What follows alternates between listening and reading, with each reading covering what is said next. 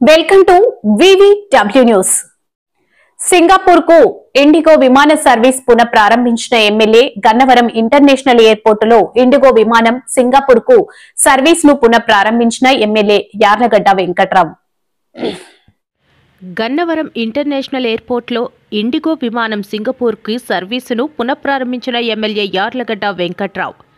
Singapore నుంచి గన్నవరం విమానాశ్రయానికి చేరుకున్న ప్రయాణికులకు స్వాగతం పలికిన యార్లగడ్డ గన్నవరం నుండి సింగపూర్ వెళ్లే ప్రయాణికులకు బోర్డింగ్ పాసులు ఇచ్చి వారితో మాట్లాడిన ఎమ్మెల్యే యార్లగడ్డ ప్రయాణికులకు హర్షం వ్యక్తం చేస్తూ కూటమి ప్రభుత్వానికి చంద్రబాబు నాయుడు, లోకేష్, పవన్ కళ్యాణ్కు ధన్యవాదాలు తెలియజేశారు.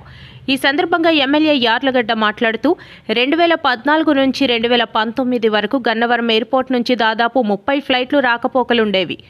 ఇప్పుడు రోజుకు 48 ఫ్లైట్లు తిరుగుతున్నాయి. రోజుకి 4000 మంది ప్రయాణికులు ప్రయాణం చేస్తున్నారు. మొదటి ప్రయాణం చాలా హ్యాపీగా ఉందండి. ఎందుకంటే ఇంతకు ముందు చెన్నై, బెంగళూరు, హైదరాబాద్ వెళ్ళి రావాలి. ఇప్పుడు డైరెక్ట్ గా మన విజయవాడకు వచ్చేస్తున్నాము. సో అరగంటలో ఇంటికి వెళ్ళిపోవచ్చు ఇక్కడ నుంచి. సో చాలా సంతోషంగా ఉంది. థ్యాంక్స్ టు కూటమి ప్రభుత్వం అండ్ బాబు గారు ఎస్పెషల్లీ, అండ్ రామ్మోహన్ నాయుడు గారు, లోకేష్ గారు, పవన్ కళ్యాణ్ గారు. Thank you so much. ఇవ్వండి. అవి లాస్ట్ టైం సింగపూర్ లో బాబు గారు వచ్చినప్పుడు చేయించామండి. సో అప్పుడు బాబు గారి కోసం అని ఇక్కడ తీసుకొచ్చాం. ఇక్కడ కూడా చూపిద్దాం. Thank you.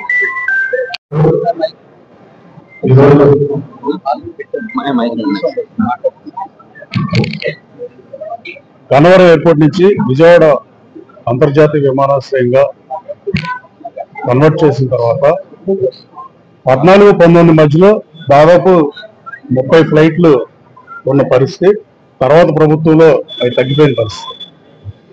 ఈ రోజున 48 ఫ్లైట్స్ తిరుగుతున్నాయి ఈ ఎయిర్పోర్ట్ నుంచి పర్ డే. అలాగే 4000 మెంబర్స్ ట్రావెల్ చేస్తున్నారు everyday from this airport to other locations. అంటే 50% ఫ్లైట్స్ పెరిగినాయి ఈ గవర్నమెంట్ వచ్చిన తర్వాత. ఆల్మోస్ట్ 40 to 50% ఎయిర్ ట్రావెల్ కూడా పెరిగిందని తెలియజేయటం. అలాగే ఈ రోజున ఇంటర్నేషనల్ ఫ్లైట్ కూడా గతంలో ఉండేది, అదే రోజు సింగపూర్ టు ఇండియా ఫ్లైట్ ఉన్నా వైబిలిటీ గ్యాప్ ఫండింగ్తో ఉంది. వైబిలిటీ లేకపోతే స్టేట్ గవర్నమెంట్ ఆ డిఫరెన్స్ అమౌంట్ ని పే చేసే కండిషన్ బేస్డ్ గా ఆ రోజు ఫ్లైట్ వచ్చింది. కానీ గత ప్రభుత్వ హయాంలో ఆ ఫ్లైట్ కూడా క్యాన్సిల్ అయింది. మళ్ళీ కేంద్ర మంత్రిగా మన ఎంపీ రామ్మోహన్ నాయుడు గారు అయిన తర్వాత ఆయన చూపించిన ప్రత్యేక చొరవతో ఇండిగో ఎయిర్లైన్స్ సింగపూర్ కి వాళ్ళ ఎయిర్ బస్ 320ని ఈ రోజు నుంచి స్టార్ట్ చేసినందుకు ఇండిగో వాళ్ళని మనస్ఫూర్తిగా అభినందిస్తూ కేంద్ర మంత్రి రామ్మోహన్ నాయుడు గారికి ప్రత్యేక ధన్యవాదాలు తెలియజేస్తాం. అలాగే రాబోయే కాలంలో ఎమిరేట్స్ కానీ అలాగే ఖతార్ కానీ, మోస్ట్ లైక్లీ ఎమిరేట్స్ వస్తే ఆ దిశగా కేంద్ర మంత్రి గారు కూడా పనిచేస్తున్నారు. మేము కూడా రిప్రజెంటేషన్ ఇచ్చాం.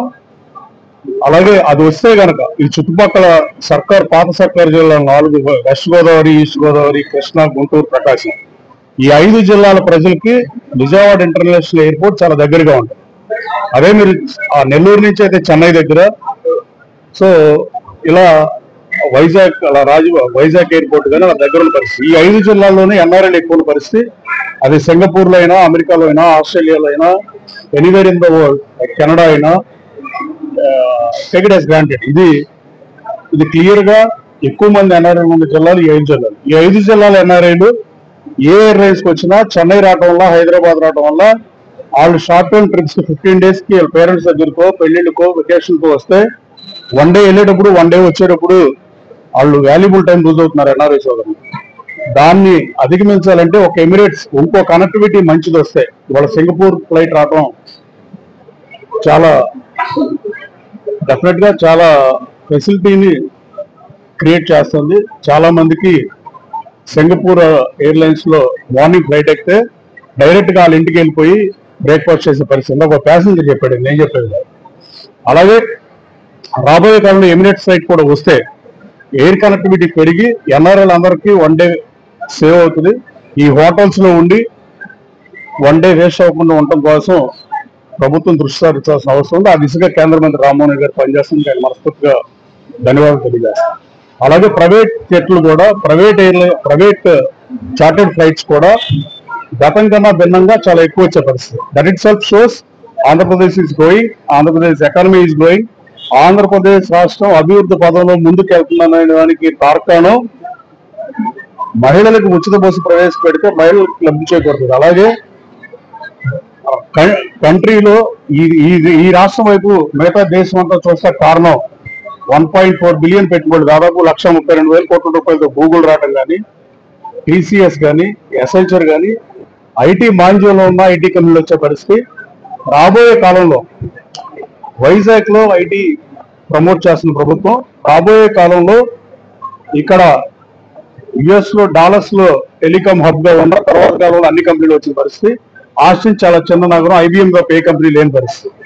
20 సంవత్సరాల తర్వాత చూస్తే వాళ్ళ ఆస్టిన్ నగరంలో కూడా క్యాపిటల్ ఆఫ్ టెక్సస్ చాలా చిన్న ఊరు, దాంట్లో కూడా చాలా ఐటీ కంపెనీలు వచ్చిన పరిస్థితి. రాబోయే కాలంలో క్వాంటమ్ వ్యాలీ